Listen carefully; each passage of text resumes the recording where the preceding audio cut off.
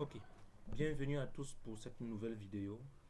Ayant dit la dernière fois que nous présenterons les 20 paramètres, nous entrons directement dans le vif du sujet. Ce slide nous présente un nombre élevé de points qui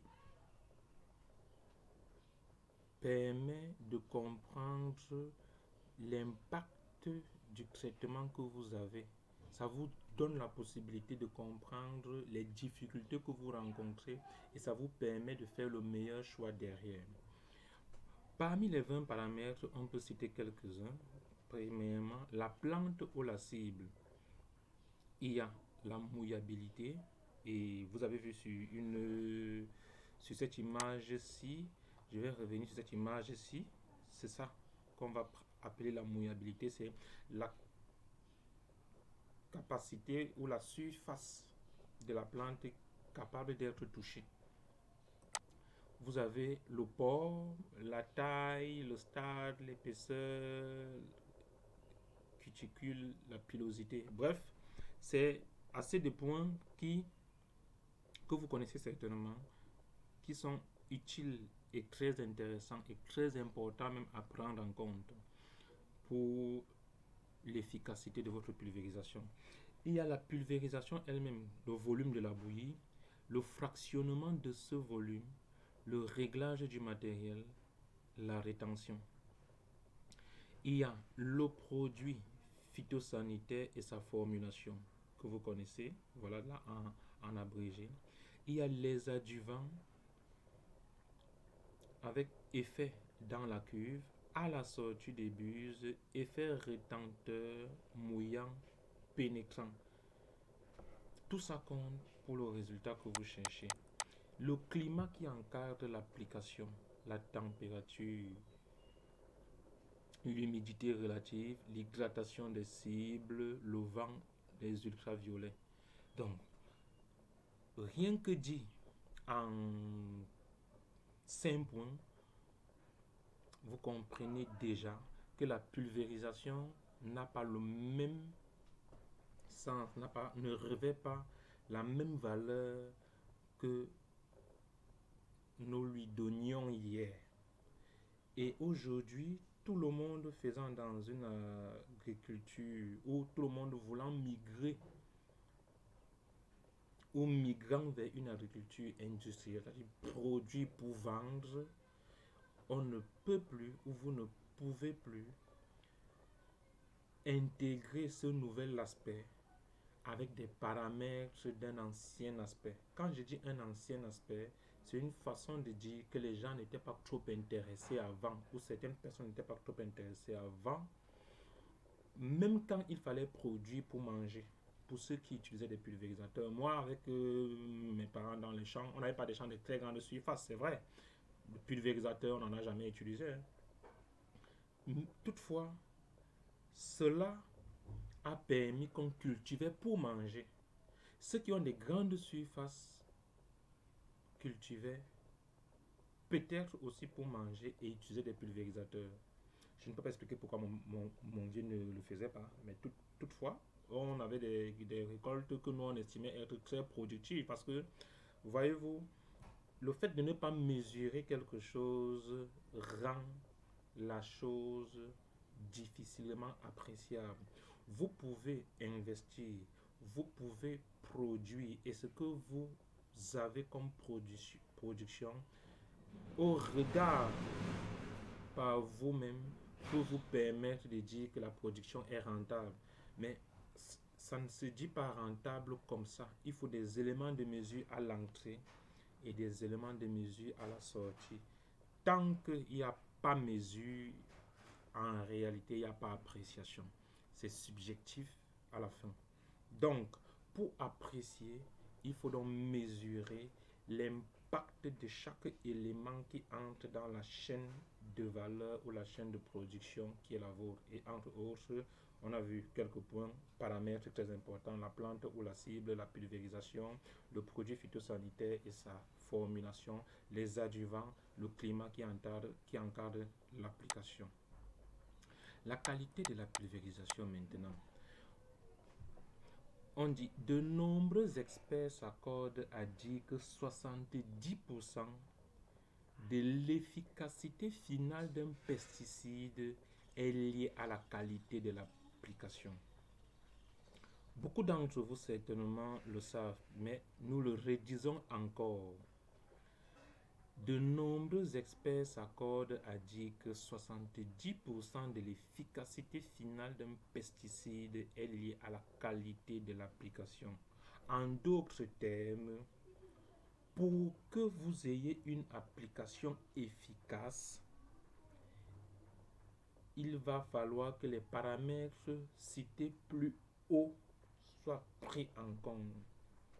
Et parmi ces paramètres, ce qui dépend de nous, ce qui fait notre présence actuelle, c'est spécifiquement la pulvérisation au travers d'un appareil dont nous avons la représentation, Spraying System Co, pulvérisateur blanc que vous verrez sur les réseaux sociaux que vous voyez, et les buses qui font partie de l'expertise métier depuis plus de 76 ans de notre partenaire fabricant.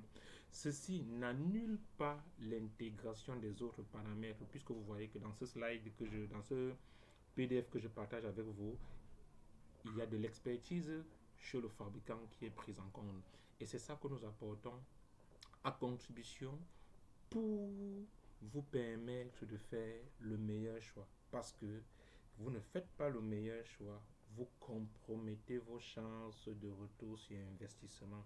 Et comme dans la plupart des cas, il est vrai que c'est produit, mais à la fin, c'est de l'argent qui est investi. Et de l'argent qui est investi doit pouvoir permettre d'être regagné à la vente avec une marge certaine. Donc, et c'est ça qui fera le retour sur investissement. Donc, vous avez 70% de l'efficacité de ce que vous utilisez comme pesticide sur le marché qui dépend de la qualité de l'application. Une fois dit comme ça, nous arrivons sur ce troisième slide pour parler des pertes de produits phytopharmaceutiques. La question est posée, peut-on contrôler toutes les pertes? Il en existe plusieurs.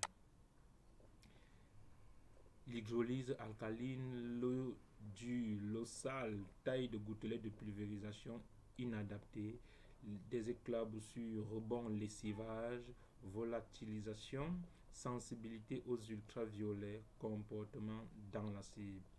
Assez de causes potentielles de perte énumérées. Ceci permet donc d'avoir cette représentation-ci qui dit, dans ce cas, on part sur une application mécanisée. On a un tracteur ou alors un engin avec une rampe de pulvérisation que vous voyez à l'arrière. Et comme vous le savez, entre les têtes de buse-ci et la cible, il faut au moins 50 cm. Ainsi, on va voir la dose choisie à 100%. Ici, on va parler de la perte entre la buse et la cible. Le dépôt initial sera de 80%. Donc, vous faites, d'après vous, un bon dosage. Le dépôt initial sera de 80%. Et ceci est lié à la perte due à une mauvaise rétention. Le dépôt restant, donc ici on voit qu'il y a un 20% qui y a entre la buse et la cible. C'est pourquoi cette distance-ci absorbe déjà, si elle est mal opérée, elle absorbe déjà 20% de la dose que vous avez choisie. Maintenant, entre le dépôt initial et ce qui reste, il y a 40% qui se perd pour des raisons que nous avons évoquées préalablement. Ce dépôt restant, il y a une partie qui est absorbée par la cible, perte due à la lenteur et au manque d'efficacité. Et ici, à partir de là, vous voyez que le pulvérisateur ou la pulvérisation, c'est toute cette chaîne-ci. La quantité absorbée, c'est 20%. Perte due au manque de translocation et la quantité disponible est de 2%.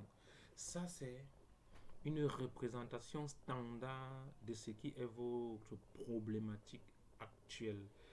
Peu importe le type d'appareil que vous avez, que ce soit en pulvérisation mécanisée ou manuelle, voilà l'ordre des choses. Donc vous avez 2% qui arrivent, pourtant vous avez un 100% au départ. C'est ce qui fait que vous pouvez parfois vous retrouver en train d'indexer le produit, parfois parasites ou champignons et autres maladies très résistantes. Parfois c'est le sol.